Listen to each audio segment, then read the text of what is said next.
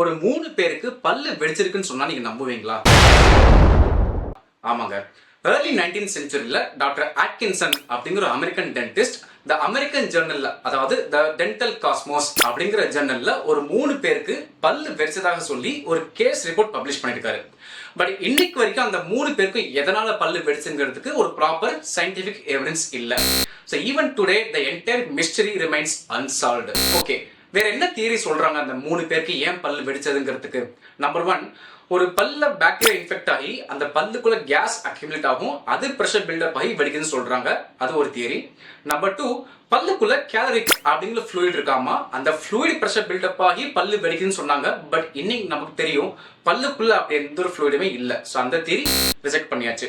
Third logical theory பாத்தீங்கன்னா, அந்த காலத்துல பல்ல ஃபில் பண்ணக்கூடிய மெட்டீரியல்ஸ் என்ன யூஸ் பண்ணாங்கன்னா கோல்டு, சில்வர், டின், லெட் இந்த மாதிரி டிஃப்ரெண்ட் டைப்ஸ் ஆஃப் மெட்டல்ஸ் வச்சு பல்ல ஃபில் பண்ணாங்க, கேவிட்டி ஃபில் பண்ணாங்க.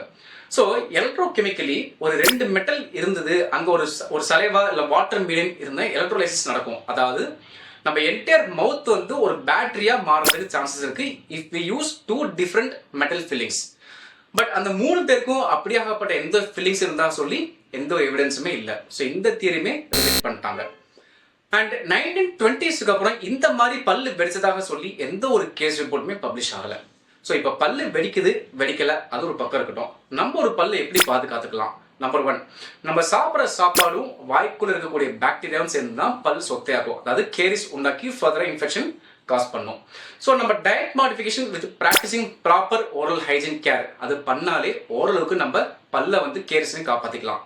Number 2, regular dental visits. உங்க டென்டிஸ்ட் கிட்ட நீங்க போகும்போது ஒருவேளை உங்க டென்டிஸ்ட் ஏதாவது ஒரு பிரச்சனையை ஆரம்ப கட்டத்திலே கண்டுபிடிச்சாங்கன்னா அப்பவே சரி பண்ணிக்கிறது மச் அட்வைசபிள். ஸோ இந்த மாதிரி வீடியோ கண்டென்ட்ஸ் உங்களுக்கு பிடிச்சதுன்னா மறக்காம உங்க ஃப்ரெண்ட்ஸ் அண்ட் ரிலேட்டிவ்ஸுக்கு ஷேர் பண்ணுங்க.